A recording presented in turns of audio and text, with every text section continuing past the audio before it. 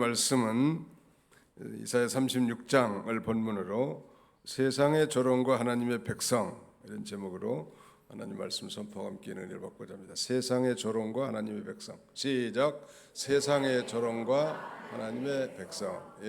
제목만 보면은 뭘 짐작할 수 있나요? 세상의 조롱과 하나님의 백성. 아무리 세상이 나를 조롱하더라도 나는 누구의 백성이다?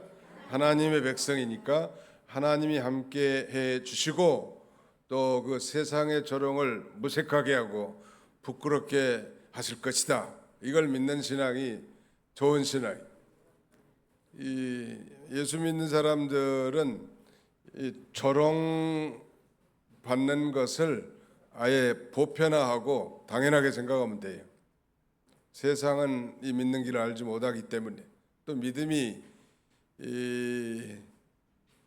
믿음이 좋은 사람도 조롱을 받을 수도 있고 예수님이 조롱을 받았는데 모진 조롱과 비방을 모욕을 다 당하신 분이 주님이신데 주님의 제자들이 왜 그거 안 받겠냐는 말이에요. 내가 조롱을 받고 비난받는 건 내가 예수님의 제자인가 보다 이런 거 인식을 가지고 마음 상하지 말고 믿음으로 잘 이겨나가야 합니다. 조롱받을 수밖에 없어요.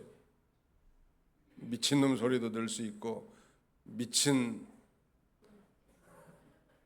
거긴 말하기 좀 곤란한데 아무튼 미친 사람 취급을 당할 수도 있다는 말이에요. 그럼 우리는 미쳤어요 안 미쳤어요? 정신이 아주 똑바르게 박혀 있는 사람들이요. 세상 사람들이 볼 때는 그렇게 보인다는 말이에요. 제가 이제 현대 그룹의 공채 합격해서 열심히 월급도 타고 열심히 일하니까 동네 방네 뭐 출세했다고 뭐 잔치하고 뭐 그러다가 얼마 있다가 신학교 간다 하니까 난리가 나는 거예요 이제. 그 우리 부친은 네가 정말 온전한 정신으로 그렇게 하느냐 그러더라고 나버려요. 이게 좀 더 경상도 번역으로 말하자면 쉽게 너 미친놈 아이가 미친놈이라는 거예요. 아버지 저는 미친놈이 아닙니다. 정신을 똑바르게 차리고 하나님이 기뻐하시는 이 길을 걸어가려고 합니다. 부모라도 미친 사람 치고는 예수님께서도 그 동생들이나 심지어는 마리아 어머니까지도 그 예수님이 미쳤다고 한다는 말이에요. 사람들이 미쳐 돌아가니까 빨리 데려가라고. 또 예수님의 그 동생들은 형님 물론 배는 다른 게 아니라 이 배는 다 똑같죠. 동복 형제들 있죠. 마리아에게 다 태어났으니까 예수님도 마리아에게서 예수님의 이 동생들 적어도 4명의 남자 아이들과 2명의 자매들까지도 다 마리아에게 태어났지만 예수님은 성령으로 잉태하셨고 그 다음에 나머지 형제들은 다 미스터 조셉과 마리아가 사랑해서 태어난 아이들 아니에요? 그럼에도 불구하고 자기 형님이 하시는 이 구원 운동, 복음 전도 운동에 대해서 전혀 이해를 못했어요. 그래서 형님이 정말 그렇게 자신을 드러내고 싶고 출세하고 싶다면 이런 이 촌구석 나사렛에 계시지 마시고 저 예루살렘에 올라가야 되지 않겠냐. 이게 도대체 이 불신자들의 세계에는 믿는 자의 세계를 알 수 없고 신령한 믿음의 수준 있는 신앙의 세계를 그저 예루살렘 여인들 같은 이 자들은 잘 몰라요. 술람미 여인이 가는 길을 예루살렘 여인들이 잘 모른다. 가족이라도 잘 몰라요. 같은 교인이라도 잘 몰라. 육에 속한 사람은 성령으로 말미암은 역사를 잘 모릅니다. 그러니까 뭐 이해시키려고 하지 말고 주님만 바라보고 따라가고 또 선행을 하다 보면 다 옳은 것은 옳은 대로 분별되고 틀린 것은 틀린 것대로 분별되고 심판은 하나님께서 하는 거예요. 그런 것들 때문에 뭐 무시했다고 나를 조롱했다고 조롱 최고로 많이 받은 분이 예수님인데 까짓것 그 정도야 못 견딜 수 있겠냐는 말. 한번 상상해봐요. 창조주세요. 예수님은 창조주 하나님이셔. 그런데 아주 뭐 갈대를 어깨에 지어주고 뭐 뺨을 치고 침을 뱉음을 당하고 머리에 가시멜로관을 써서 마침내 주겠단 말. 그 예수님이 가는 길이고 또 우리가 그 길을 걸어가야 할 존재들이 너무 그렇게 대접만 받고 존중만 받는다고 좋은 거 아니에요. 예수님 때문에 모욕을 당하고 조롱을 당하는 걸 부끄러워해서는 안 됩니다. 오전에도 잠깐 말씀을 드렸습니다만 이사야는 총 66장으로 구성되어 있는데 학자들에 의하면 세 부분으로 나눠질 수 있다는 거예요. 제1부는 1장부터 35장까지, 제2부는 36장부터 39장까지, 제3부는 40장부터 66장까지. 앞부분 1장부터 39장까지는 주로 심판에 대한 메시지라면 40장 이하에는 회복과 구원에 관한 메시지라고 했습니다. 아침 오전에 살펴본 35장이니까 유다와 예루살렘에 대한 그 심판 예언의 마지막 부분으로서 특별히 그 회복을 강조하고 있는 부분 우리가 살펴봤고요. 이제 36장부터 39장까지 별도로 본 역사적인 추가된 이 사실은 아수르 왕의 침략과 유다의 그 형편 상황을 지금 적나라하게 얘기하고 있는데 이사야 선지자가 이 우시 왕이 죽던 때부터 소명을 받아 가지고 목회를 하고 설교를 해오다가 지금 히스기야 왕에 이르렀습니다. 이 히스기야 왕은 아주 믿음이 좋아요. 하나님을 의지하고 하나님과 연합된 삶이 히스기야 왕만한 사람이 없었다 할 만큼 성경은 그렇게 히스기야의 모범됨을 자정 스스로 증명하고 있죠. 이게 유다의 3대 선한 왕 하면 첫째가 누구예요? 유다의 3대 선한 왕 첫째 누구예요? 그럼 둘째는 누구예요? 셋째는 누구예요? 어떻게 이렇게 대답이 시원찮아? 첫째는 누구예요? 셋째는 누구예요? 히스기야 하나는 정도는 해야지. 근데 히스기야 왕이 3대 선한 왕 중에 하나예요. 또 성전을 수리한 왕 누구? 요시야. 그 다음에 또 한 선한 왕이 있는데 아사 왕 말고 누구요? 여호사밧. 여호사밧, 히스기야, 그 다음에는 요시야. 3대 선한 왕이. 그러니까 이 히스기야 왕은 대단히 하나님 편에 선 믿음이 좋은 그런 왕이기 때문에 아수르에게 복종하지 않은 거예요.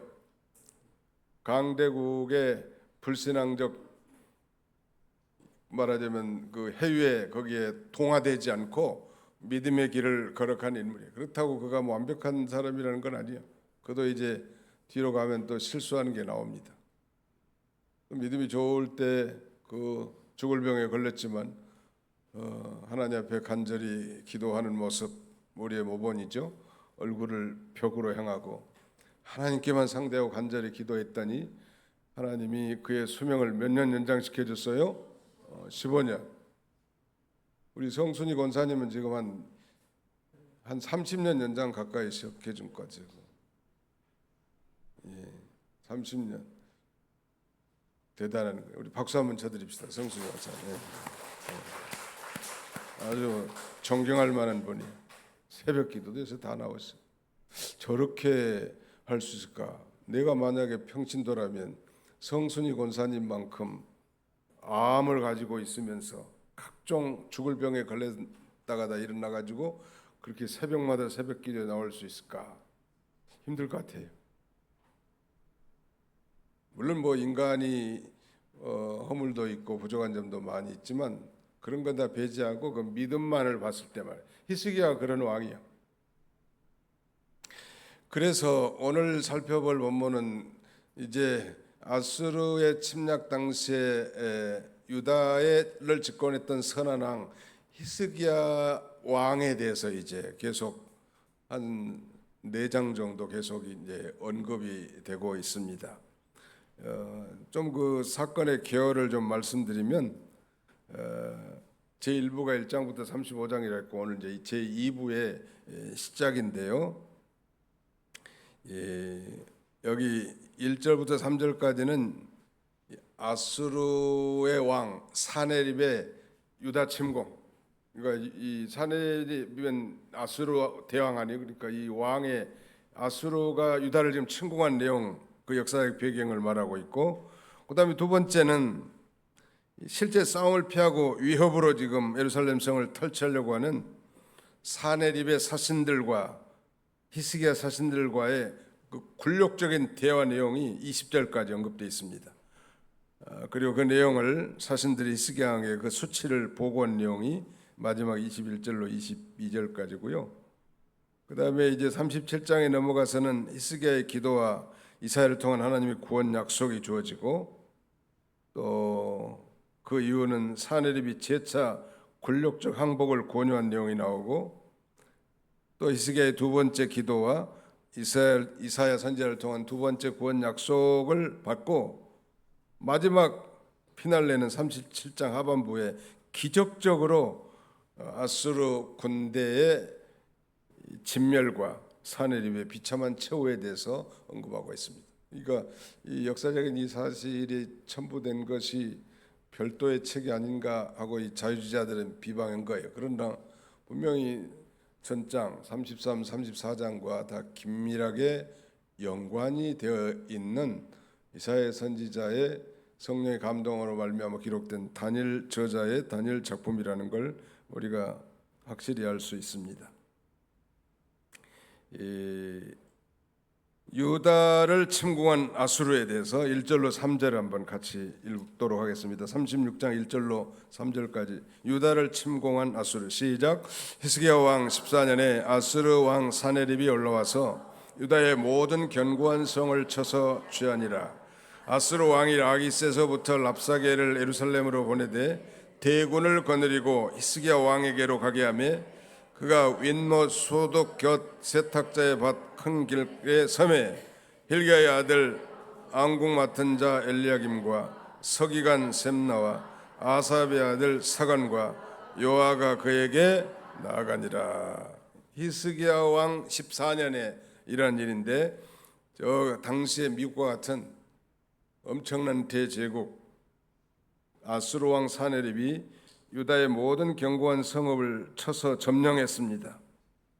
이거 보면 유다에게 아주 큰 위기가 닥쳤고, 최후의 이제 예루살렘 성을 완전 포위한 그런 상태에서 압박 전술을 펴는 거예요. 그런데 이 사네립이 직접 내려온 것보다도 사네립의 장군, 아수르의 군장, 전략가 랍사게라는 사람을 예루살렘으로 보내서 히스기야 왕에게 항복을 요구하는 거예요. 싸우지 않고 유다 땅을 먹겠다는 거 아니에요. 지금 싸우지 않고 이기는 게 이재명 대통령 말 맞다라 최고 좋겠지만, 그런 싸울 능력과 힘은 항상 갖춰야 돼. 이 전략가가 중요한 것 같아. 그러니까 아주 이 삼국지에 나오는 제갈량 같은 사람, 그 러시아의 이 크레물린 전략가, 종종 TV에 한 번씩 나오는데, 이 사람 이름이 드미트리 페스코프라고 한 사람인데 상당한 이 돈을 가진 사람 같아. 제가 볼 때는 대변인이기도 하지만 푸틴의 아주 전략가예요. 아주 머리가 팽팽팽 돌아가는 거예요. 그리고 그 전략을 다 푸틴에게 주는 거 아니에요. 원래 푸틴이 소련 시절에 이 KGB 출신이라고 아주 모략가예요. 전에 그 자기 반동했던 그 세력들 비행기에다 띄워가지고 총을 쏴가지고 비행기 떨어뜨려서 다 죽이잖아요. 그 이름 누구요? 자기를 반대했던 세력을. 무서운 이 공산주의 세력, 이 무서운 세력이에요. 교묘한 모략을 꾸며가지고 사람을 죽이는 거예요. 아마 여기도 공산당 맛을 좀 본 분들이 계실지 모르겠는데, 이 공산당은 그저 이 겉으로 드러난 대화 가지고 통하지 않아요. 갖은 모략과 술수를 써가지고 나라 흔들리는 거예요. 이게 꼭 마귀하고 하는 짓하고 똑같아요. 공산당은 나는 마귀당이라고 생각합니다. 마귀요. 마귀가 우리 믿는 사람들로 하여금 하나님만 의지하고 살지 못하게 만듭니다. 그래, 사람 따라가게 만들고, 그다음에 사람 생각을 따라가게 만들고, 하나님만 따라가고 하나님 말씀만 따라가면 안전할 텐데 사람 따라가게 만들고 돈 따라가게 만들고 권세 따라가게 만들고 마귀가 자꾸 그렇게 하나님만 따라가고 하나님 말씀만 믿고 따라간다면 최고 행복한 길을 보장받을 텐데 그렇게 한다는 말. 오늘 본문의 요점은 하나님만 의지하라는 거에 말하자면 누가 그렇게 했냐면 히스기야 왕이 그렇게 했습니다. 하나님을 의지하고 그렇게 하나님과 연합한 자는 없었다니. 우리 한번 거기 찾아볼까요? 열왕기하 18장.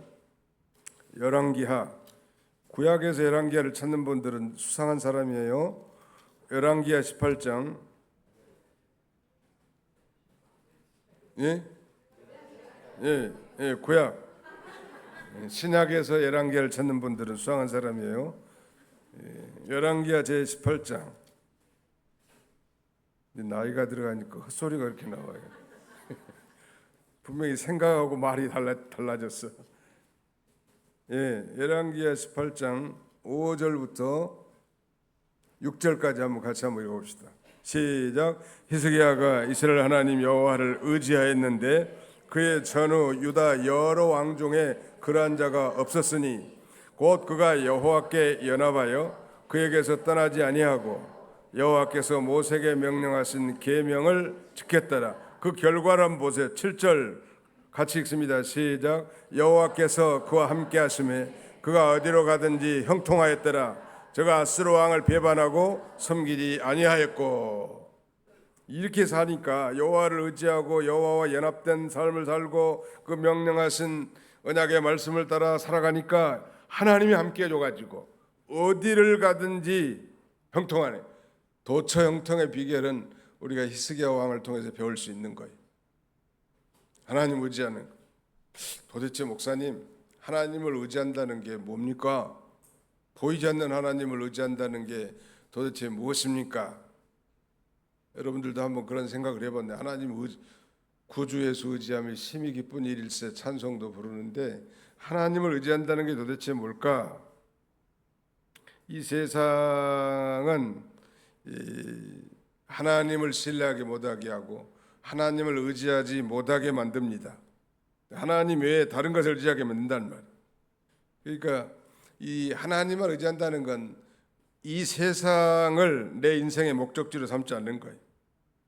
이 세상을 내 인생의 목적지로 삼지 않고 장차 예수 그리스도의 재림을 이루어질 그 영원한 나라를 소망하며 사는 삶, 하나님을 의지하는 삶 뿐만 아니라 내 삶의 모든 판단의 기준이 성경 말씀이에요.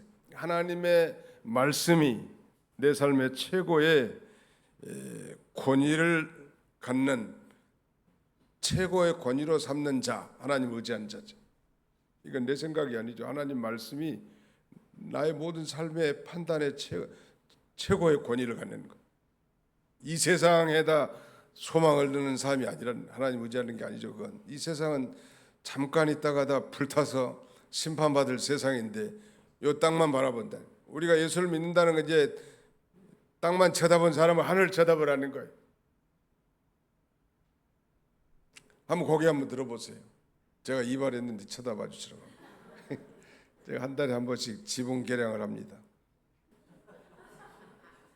위로 한번 쳐다보세요. 맨 길 가면서 땅만 쳐다본 사람도 있는데요. 그 목 디스크 걸려. 그러다 보면 거북목 되고 항상 이렇게 쳐다보고 좀 거만한 것 같지만 쳐다보세요. 우리 옛날 시골집 윗집이 김용대 씨 할아버지 집인데 이 양반이 옛날 면장하신 분이 아들 넷 딸 하나를 뒀는데 이 양반은 옛날 면장을 했으니까 얼마나 잘 먹고 잘 살았겠어. 배가 이렇게 옛날인데도 배가 이렇게 많이 나왔다. 근데 이분은 땅을 못 보더라고. 항상 위로만 쳐다보다니. 예수는 압니다. 근데 그 내 자녀들이 전부 다 위를 쳐다보더라고. 아주 교만하게 보이죠. 이렇게만 가니까. 근데 의사들 얘기 들어보니까 그렇게 살아야 건강하다네. 멀리 좀 쳐다봐. 예수 믿는 사람들은 위를 쳐다보라. 위의 걸 생각하고 땅의 걸 생각하지 말란 말. 하나님을 의지한다는 건 이제 위에 걸 쳐다보게 만든 거예요. 땅만 쳐다본 사람, 돈만 알고 세상만 알고 육신적인 것만 알고 보이는 것만 알고, 그런 사람을 보이지 않는 세계, 영원한 세계, 비록 현재 고난이 있다 할지라도 그건 잠깐 고난이고 영원한 영광의 세계가 있다는 거예요. 우리 성경에도 그랬죠. 생각한데 현재의 고난은 장차 나타날 영광과 좋게 비교할 수 없도다. 금방 끝나는 게 이 세상은. 그렇다고 뭐 염세주의적으로 살라는 말씀은 아니요. 이렇게 하늘 쳐다보지만 이런 사람들이 또 현실의 삶에 충실하게 살 수 있다. 하나님을 의지한다는 건 이 세상을 내 인생의 목적지로 삼지 아니하고 하나님 나라를 바라본다. 교회가 잘 되는 거, 장차 예수님 재림 이후에 이루어질 영광의 나라, 천년왕국과 영원한 무궁세계를 바라보고 사는 삶, 성경 말씀을 내 삶의 최고의 권위로 삼는 삶, 기준으로 삼는 사람이에요. 그 다음에는 내 인생에 있어서 잠시 있는 기쁨이라든지 어려움이 있어도 거기에 머무르지 않는 삶. 뭐 좀 성공했다든지 돈을 많이 벌었다든지 뭐 출세했다든지 그러면 잠깐 기쁠 수 있고, 아니면 뭐 사고를 당했다든지 질병이 있다든지 잠깐 고통스럽고 어려운 일이 있지만 거기에 머물지 않는 삶, 그걸 초월한 삶, 위를 쳐다보는 삶을 살라는. 한 가지만 더 붙인다면 하나님을 의지한다는 삶은 하나님이 우리를 용서해 준 것처럼 다른 사람을 용서해 주고 또 사랑하기로 결단한 사람, 이게 하나님 의지하는 삶이에요. 용서하고 사랑하는 삶 사십시오. 그것이 바로 하나님 의지하는 삶이에요. 하나님이 나 같은 죄인을 용서해 줬는데 내가 형제를 용서해 주지 못한다, 그건 불행이요. 그런 사람들은 암 걸리기가 쉽습니다. 자기가 손해요. 용서하는 순간 마음의 평화로움이 찾아오고 기쁨이 찾아와요. 이 마귀가 우리에게 속삭이는 거예요. 하나님만 의지하지 마라. 너 그러다가 어떻게 살려고 그러냐고. 너도 정신 차리고 먹고 살 거 대비해야 되지 않겠냐고. 물론 열심히 일하고 성실하게 자기 직무에 충실하는 건 당연하지만 하나님만 의지한다는 것이 막연한 것 같지만 좀 구체화시킨다면 그런 내용이에요. 어떤 내용이에요? 이 세상이 전부인 것으로 생각하고 이 세상이 목적으로 삼지 말란 말이에요. 그 다음에 하나님의 말씀이 내 인생의 판단의 최고의 권위, 기준이 된 사람, 하나님 말씀. 그 다음에 우리 인생에 찾아오는 잠시의 그 기쁨과 어려움에 머물지 말라는 거예요. 타기하고 일어서서 나가야지. 거기에 머물러가지고 뱅뱅 돌다가 죽을 사람이 아니에요. 우리는 죽은 다음에 영원히 살 나라를 소유한 사람들이란 말이에요. 그 일시적인 거란 말이에요. 그것은 고난도 있지만 또 하나님이 기쁨도 주시고 곤고함이 있지만 형통함도 주시는 하나님이시죠. 그 다음에 한 가지 덧붙인다면 다른 사람을 용서하고 사랑하기로 결단한 사람, 이게 하나님을 의지한 사람. 나는 과연 이렇게 하나님을 의지하고 사는가. 오늘 이 사내립, 아수르의 군장이면서 전략가인 이 사내립의 전략가 랍사게를 통해서 히스기야 왕을 회유하려고 하는데, 히스기야 왕이 3명의 사신들을 보내서 그 랍사게를 대응하게 하는데, 그 랍사게의 말이 굉장히 불신앙적이고 모욕적이고 아주 그 하나님을 의지하지 못하게 하는 거예요. 여러분의 인생 가운데 하나님을 의지하지 못하게 하고 사람을 따라가게 하는 세력이 있다면 그게 바로 마귀가 보낸 사자로 알면 됩니다. 나로 하여금 믿음을 쓰게 하고 믿음의 길을 걸어가도록 격려하는 사람이 아닌 나로 하여금 뒤로 후퇴하게 만들고 하나님을 온전히 따라가지 못하게 하고 충성하지 못하게 하고 불신을 조장하고 랍사게처럼. 우리는 그런 선한 전략가가 돼야지. 랍사게가 지금 얼마나 모욕적으로 말하는지 몰라. 왜 히스기야 왕, 너희는 히스기야 왕의 말을 듣지 마라. 히스기야 왕은 하나님과 연합된 자니까 히스기야 왕의 말은 곧 하나님의 말인데, 하나님의 말씀인데 하나님 말씀 의지하지 말라는 거예요. 얼마나 마귀적인 말이잖아요. 그리고 너희가 여호와를 섬긴다고 하는데 지금까지 이 아수르를 이긴 신이 어디가 있느냐? 다른 나라 신들도 다 이기지 못한 너희 신도 마찬가지다. 그리고 너희 왕 히스기야가 다 산당과 제단을 다 없앴는데, 그리고 예루살렘 제단에만 섬긴다는데 그런 신이 어디가 있느냐? 내가 말 2,000표를 준다고 해도 말 탈 사람 군사가 한 명이라도 있느냐?